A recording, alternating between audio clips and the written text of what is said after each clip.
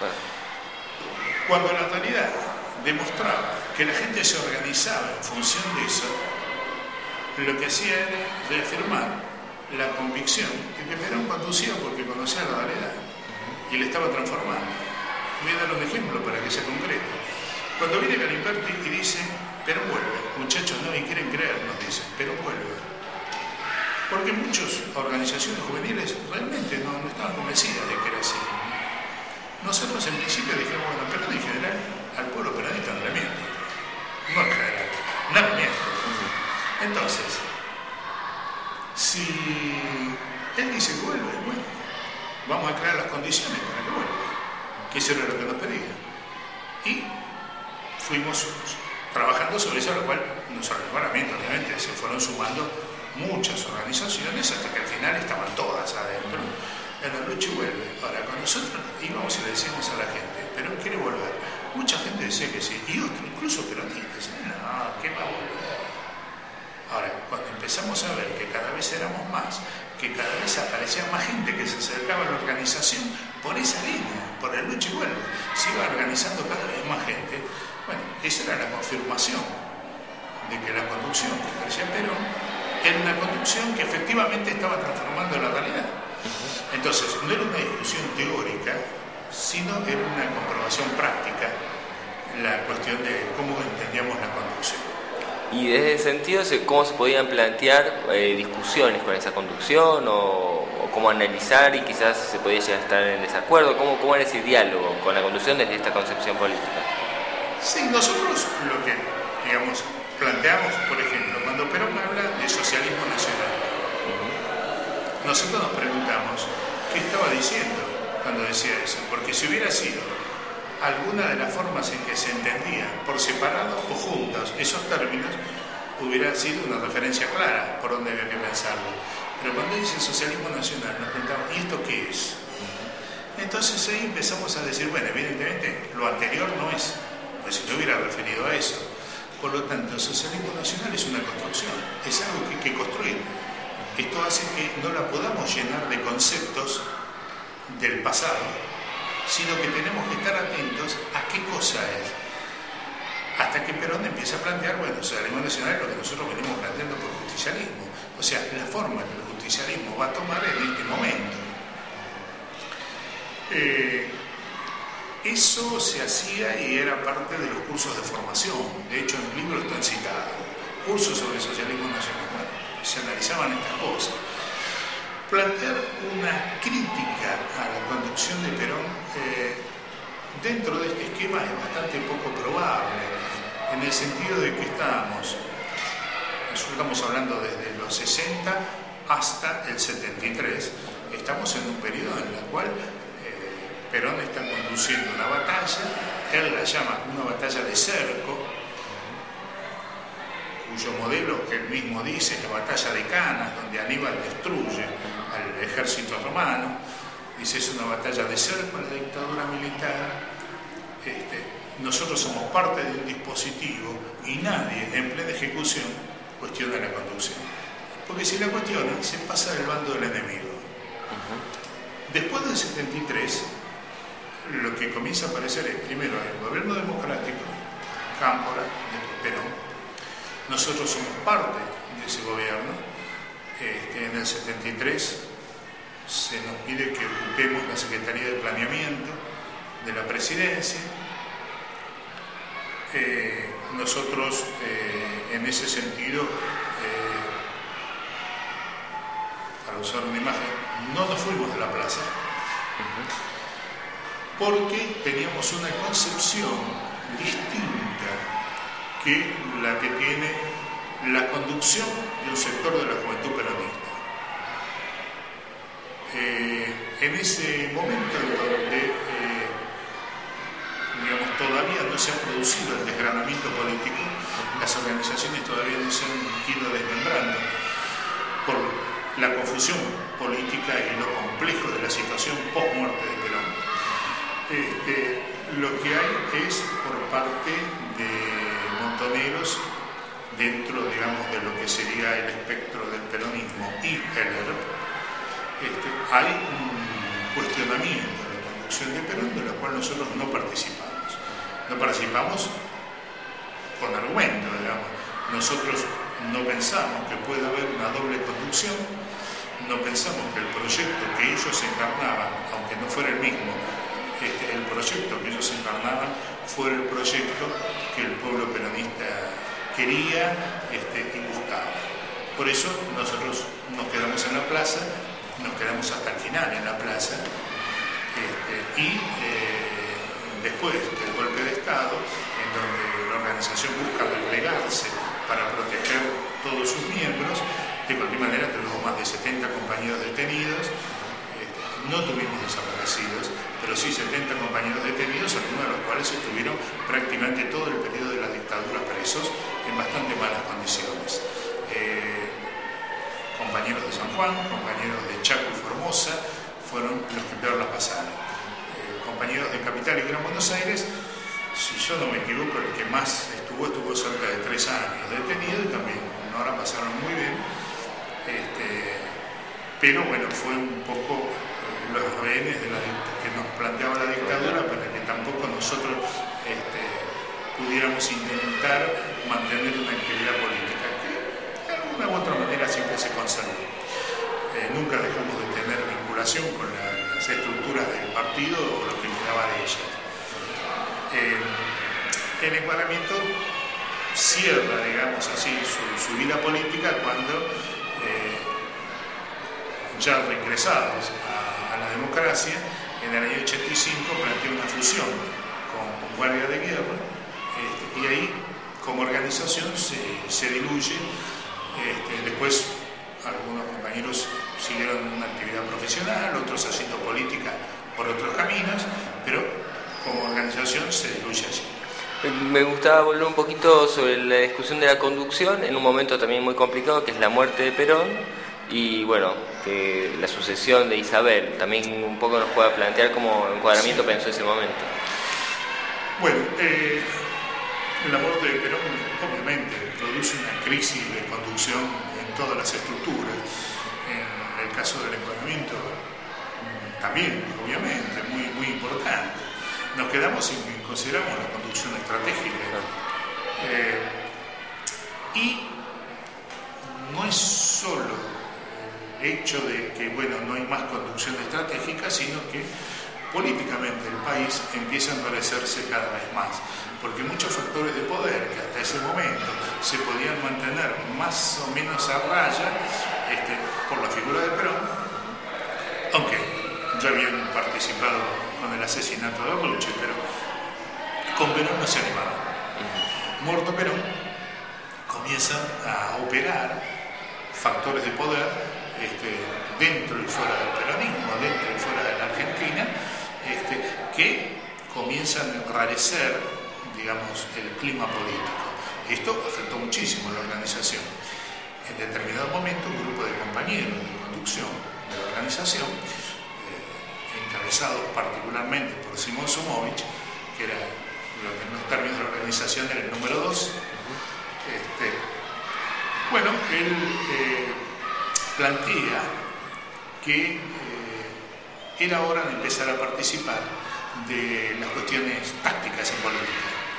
O sea, no abandonar la escuela, la metodología, de la cual el libro le dedica un capítulo entero a la metodología,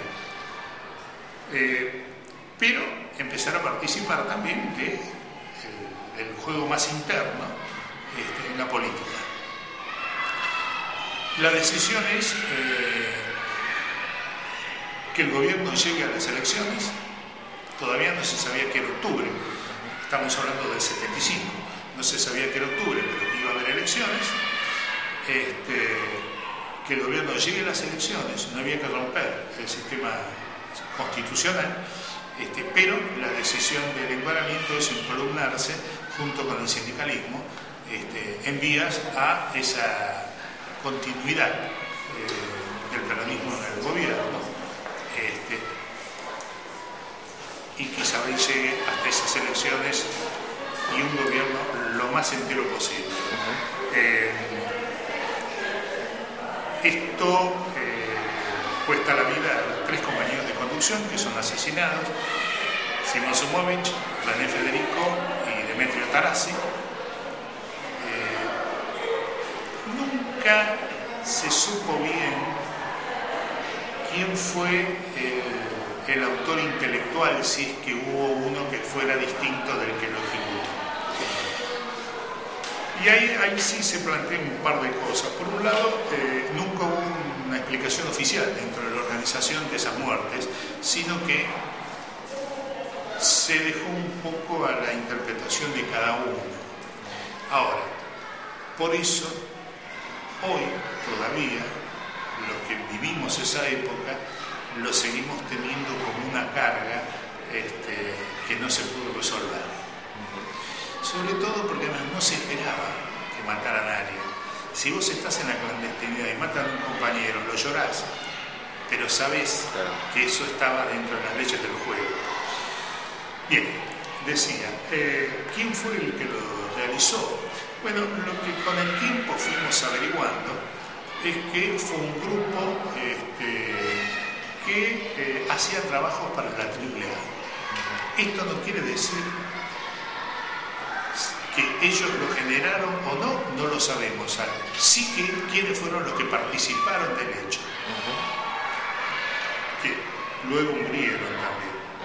Ahí en el libro se los menciona, pero lo que sí nos preguntamos es quién se benefició con esto, porque matar a esos 3 compañeros fue parar en seco toda la actividad política que el encuadramiento había empezado a realizar en este acercamiento con el sindicalismo, que partía de una solicitada, que es donde esto se hace público, en donde figuran todas las regionales del interior del encuadramiento también. Y el que se benefició con eso es el Claro. Insisto, no quiere decir si el fondo fue, yo no lo puedo afirmar, pero si fue el que cosechó los beneficios. Fue en el marco de la discusión contra López Rega del sindicato. Uno podría decir, bueno, siendo una línea correcta la que habíamos planteado, no fuimos capaces de medir los peligros que había. Sí, esto es posible, pero consideramos que seguro ese es el camino. Ahí hay al menos un poner en cuestión esa conducción, porque lo que decide ahí parte del sindicalismo es discutir a la mano derecha en ese momento del gobierno de Isabel. Entonces ahí sí habría una especie de discusión con la conducción de tratar de marcarle quizás un error, quizás un posible otro camino. Sí, el tema respecto de Isabel y López Rega, digamos, una cosa es la discusión cuando sos parte de un interés concreto. El sindicalismo tenía intereses concretos que defendía, contrapuestos a lo que planteaba López Rega. Para nosotros, Isabel era una suerte de ícono que representaba cierta continuidad del peronismo, no de un peronismo, del peronismo. Entonces la corríamos y el problema con López Rega sí era un proyecto de un grupo, ni siquiera representaba un sector social, de un grupo que buscaba imponer al peronismo en su conjunto. En esa discusión, que era muy grande, muy peligrosa y muy seria, nosotros formamos junto al sindicalismo y nos costó la vida de estos 3 compañeros. Repito, el tema de Isabel lo dejamos a un costado, pero para nosotros lo que representaba era la continuidad del peronismo. En ese marco y pensando el trasvasamiento generacional, se puede pensar que hubo una falla y de parte de quién incluso, en el momento histórico incluso, de esa continuación de la conducción, luego viendo lo que sucedió con el gobierno de Isabel, las capacidades de conducción de Isabel, ¿cómo se puede pensar ese momento? Bueno, lo primero que hay que plantear es que más allá de un lenguaje retórico que en esa época se usaba, Isabel conducción, etc., Isabel no era conducción. No porque se la desconociera, sino porque ella no planteaba conducir, porque era una mujer en ese sentido, creo que tenía alguna noción de sus limitaciones como cualquiera, y no se planteaba realizar una tarea para la cual no tenía ni tiempo, ni fuerza, ni posibilidades. Entonces creo que ella nunca fue, en términos reales, sí, nunca fue una conducción por decisión de ella. Lo que aparece allí es la imagen que a mí me parece apropiada es la fila de herederos. Venían todos con la factura a cobrar después de la muerte de Perón. Esto significó, además de la crisis de la conducción de Perón, una revolución política muy grande, en donde el resto de la clase política, yo creo que no estuvo a la altura de las circunstancias, en el sentido de que no entendió cuál era el peligro que se corría. Hay un último discurso de Isabel en la CGT que dice algo más o menos así: ustedes no me quieren, no están conmigo o algo así, pero los que vienen detrás mío son peores, y a los primeros que van a ir a buscar es a ustedes. Y lamentablemente eso se cumplió tal cual. Yo creo que los intereses cívico-militares, no nos olvidemos de los civiles, que pergeñaron el golpe del 76, si uno corre para entender lo que sucedió, las argumentaciones más ideologizantes. Dice, bueno, yo soy japonés, no conozco lo que pasó en la Argentina, y voy a mirar las cosas que ellos dijeron cuando explicaban lo que hacían. Lo dicen claramente: venimos a reorganizar la Argentina nacida con la demagogia del 45. O sea, venían a destruir una Argentina que el peronismo ha ido construyendo desde el gobierno y desde el llano. Sí. Toda esa Argentina completa la venían a destruir. Por eso, entre las primeras 100 medidas que toman, las más importantes atacan al sindicalismo, porque ya sabían, hicieron una lectura muy fina de los golpes de Estado anteriores.